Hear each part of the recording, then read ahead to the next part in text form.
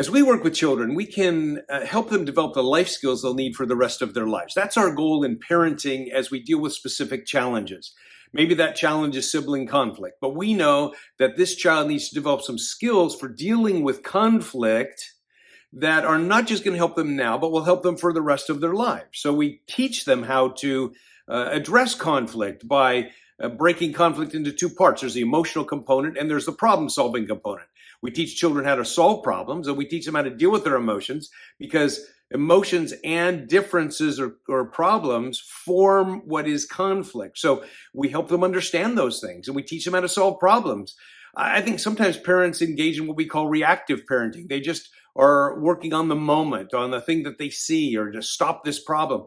But if we can look at every challenge that a child experiences as an opportunity to help them develop the long-term character that they're going to need, we're equipping them for life. After all, we as adults have skills and abilities that help us deal with conflict.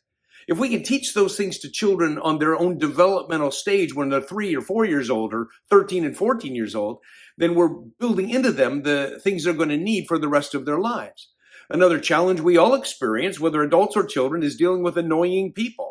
How are we going to respond when someone's being annoying?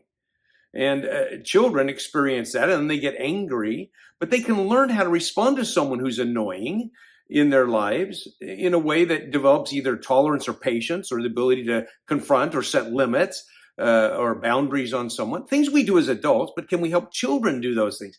That's the question. My goal, as I'm working with parents, is to help them develop strategies that they can use now that will help children to do what they need to do, both now, but build the life skills for the future. So when a child is told to do something, how do they respond? If they respond with excuses, or I've got a better idea, or the wait a minute disease, then they've got a problem. And that's going to impact them later on in life.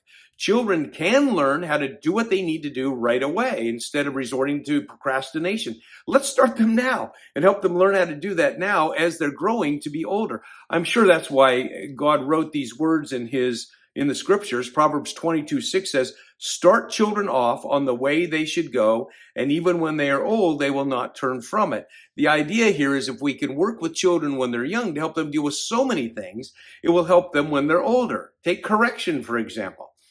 When you correct a child, does the child resort to blaming or rationalizing or justifying? Does the child react to correction in a negative way? That's going to be a problem, not just now, but in the future. There are a lot of adults who can't handle correction well. And so as we're working with children to manage correction, we're teaching them the patience, we're teaching them the humility that they need to receive correction and to value it, because it's one of God's ways of getting our attention and directing our paths. So we want to pay attention to what God has to say in his word about correction. We want children to be able to develop the life skills of being able to receive correction well. And as we do, then those children end up in a better place. So think in terms with your parenting as finding the life skill that this child needs to develop.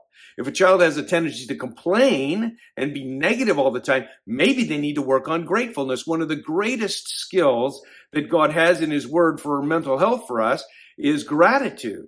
And he mentions it over and over and over again. If we can help children recognize gratitude and maybe even have to work on a gratitude journal, we are equipping them with life skills they'll use for the rest of their lives. Think for a moment, what problem does my child have?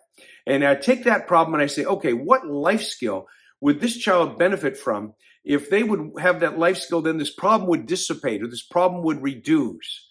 So a child who's defiant, for example, has to have their own way, often needs to learn cooperation, which is the ability to give up one's agenda. Then we can focus in on the patterns that we are developing with that child in order to bring about the changes that are taking place. So we look for life skills in children in the common areas of life. We think, how can we build these into a child's life so they can be more effective now, of course, to reduce tension in our home?